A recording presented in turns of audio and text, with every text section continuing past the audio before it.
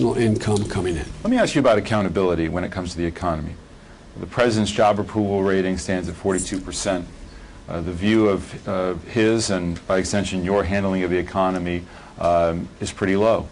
Now, either the big efforts that you made as an administration turned the economy around, or they didn't, and they appear to not have done that.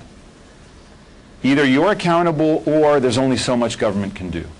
Look, it's two things.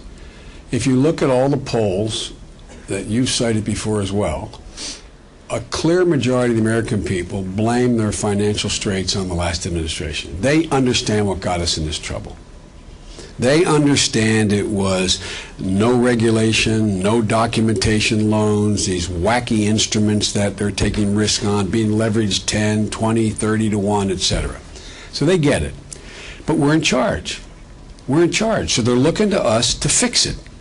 And they are frustrated, and I don't blame them. If you ever were raised in a household where someone in the house, when a recession hit, lost their job, you understand the frustration and anger they feel.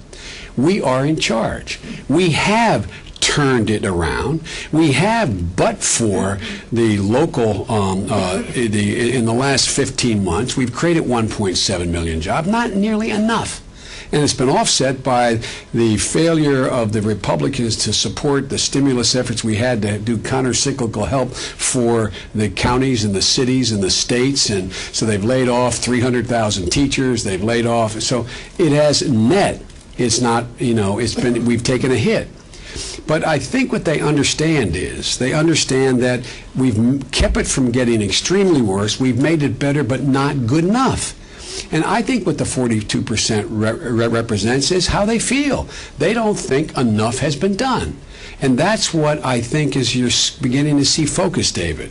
That's why I think we have to take this to the American people and say, this is what we want to continue to do to keep us on the road. It's like the car's out of the ditch, it's moving along, but it's only chugging along at 25 miles an hour. And they're used to going 60.